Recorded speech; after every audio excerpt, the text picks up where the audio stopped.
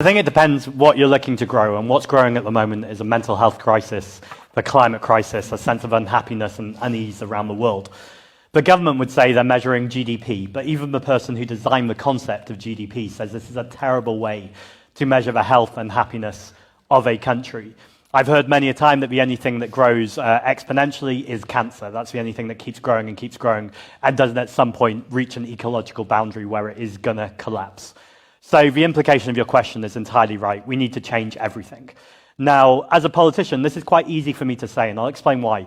I've been described so many times in the past week in particular as a radical.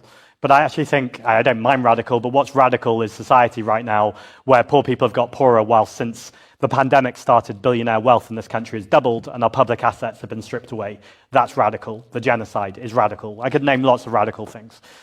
What I'm talking about is actually a society where we have cleaner air, greener jobs, where people are in trade unions, they're paid properly, they're given sick leave, they're treated with dignity and care at work. And this is a society we can create.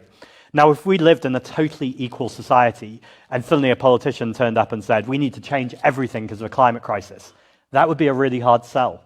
But actually, we're at a point where people are so deeply unhappy, many people are deeply unhappy with the state of society.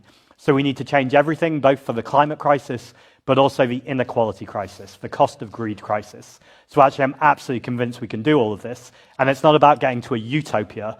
I really like the word throughtopia. What is this moment that we're in right now where we're starting to build the better world we can live in without it needing to be perfect, but recognizing at the moment, a lot of the time, we're living in the worst of every world, and we can change everything.